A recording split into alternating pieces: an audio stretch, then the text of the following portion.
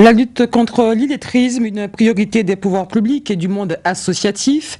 L'illettrisme, rappelons-le, c'est ne pas maîtriser la lecture, l'écriture et les calculs de base, même en ayant été scolarisé. Plus de 3 millions de personnes sont concernées dans l'Hexagone. Et là-bas, comme en Guadeloupe, l'illettrisme touche surtout le monde du travail. Nous en parlerons dans un instant avec notre invité, Claudie Mauvrel, chargée de mission régionale de l'Agence nationale de lutte contre l'illettrisme. Voyons d'abord ce reportage d'Éric Cronet et Philippe Grenier dans l'un des 15 centres de mise à niveau au Morne-Verguin. Reportage. Depuis 1989, ATI, réussite scolaire, lutte contre l'illettrisme. Une petite équipe avec à sa tête Monique Dolmar qui nous précise la mission de son centre. Normalement, l'illettrisme concerne les Guadeloupéens qui ont été scolarisés, peu ou mal scolarisés, et qui n'arrivent plus dans la vie de tous les jours à utiliser l'écriture, la lecture, le calcul. Donc normalement, en lutte contre l'illettrisme, on doit avoir normalement que des Guadeloupéens. Dans ce cours de mathématiques, les élèves sont âgés de 30 à 50 ans, voire plus. Et tous, en majorité des femmes, motivées et convaincues. Je crois qu'avec l'âge, on commence à oublier les mathématiques et aussi le français. Et je l'avais un problème en français aussi. Je viens de perdre mon travail et il faut chercher quelque chose pour faire. Alors, j'ai déjà suivi ces cours pour avoir un plus. Un plus, oui. Oui. Et vous avez le sentiment que ce que vous apprenez, ça vous manquait beaucoup? Oui, ça m'a fait du bien parce que depuis le temps je suis sortie à l'école, alors que là maintenant, c'est tellement dur la vie, alors qu'on ne peut pas rester rien à faire. Donc vous faites une formation dans le nom de trouver un emploi? Oui, tout à fait. Et vous avez quel âge? J'ai 51 ans. Et vous avez des enfants qui vont à l'école? Oui, mes enfants vont à l'école. Je suis déjà mamie. Pour aider mes petits-enfants, je suis obligée de venir à l'école parce que aux formations, ça fait toujours du bien de connaître quelque chose. En plus qu'on n'avait pas quand on était petit. Pour les hommes, c'est souvent un problème de mise à niveau pour avoir accès à la formation continue. Pour vous, c'est important? Très important. Parce que quand on voit qu'il y a des formations qui passent, on n'a pas les bases, les acquis qu'il faut suivre. Parce qu'après, on va dire qu'il n'y a pas. Or, il y en a, il faut... Mais il faut être au niveau. Il faut être au niveau pour les bonnes. César Thierry est professeur dans cet institut. Il peut ainsi mesurer les progrès des uns et des autres depuis leur arrivée. Ce centre fait partie des 15 instituts qui, grâce au fonds européen, le FSE, participent dans le cadre de la réinsertion à la lutte contre l'illettrisme. Et selon Monique Dolmar, le public visé est très motivé.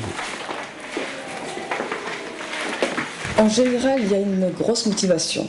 Au départ, elle est différente, mais il y a toujours une motivation. Et d'ailleurs, c'est important parce qu'on part de là. Ça peut être aider ses enfants à faire les devoirs, mieux se débrouiller dans la vie de tous les jours, s'intégrer professionnellement.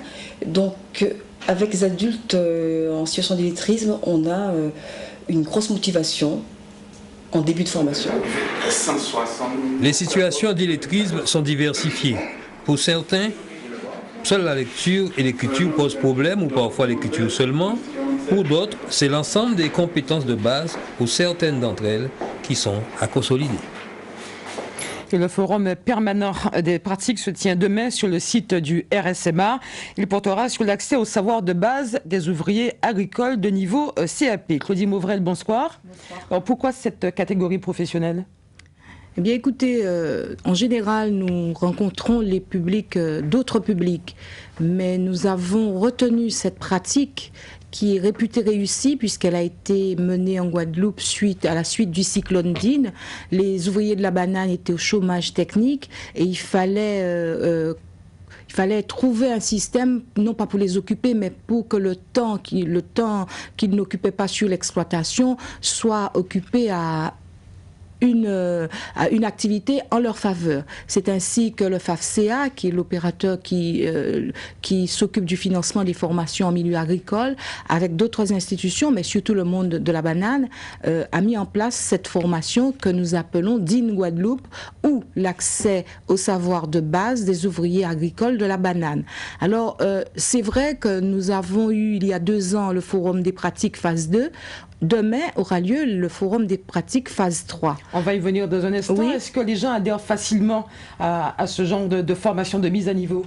Ben, écoutez, les résultats, le bilan de l'opération DIN a montré que contrairement à ce que l'on pourrait comprendre, de plus en plus, le public réputé en situation d'illettrisme a compris que sur le territoire, il y a des actions qui sont menées ici ou là, il y a des responsabilités qui sont respectées pour que le citoyen du territoire de la Guadeloupe soit pris en charge dans toute sa diversité. Donc, par exemple, pour ceux qui sont en situation d'illettrisme, eh bien, c'est ainsi que ce public-là, de plus en plus, répond à nos sollicitations, répond aux opportunités qui lui sont proposées.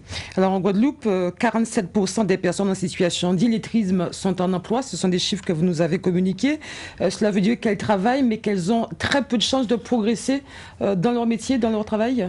Alors, le pourcentage que vous venez de citer, c'est le pourcentage sur le plan national. Je préférerais, puisque l'enquête IVQ Guadeloupe, l'extension territoriale qui devait être rendue par l'INSEE au mois de septembre, a pris 2 mois de retard. Je ne reviendrai pas pour mais au plan national, c'est encore plus. Au plan national, c'est cela. Mais nous pourrons déjà donner des chiffres qui sont ceux de l'extension régionale à la Martinique, une population qui ressemble dans ses caractéristiques à la population de la Guadeloupe. Eh bien, par exemple, en France hexagonale, 9% de la population d'une tranche d'âge de 18 à 65 ans est concernée. À la Martinique, c'est 14%.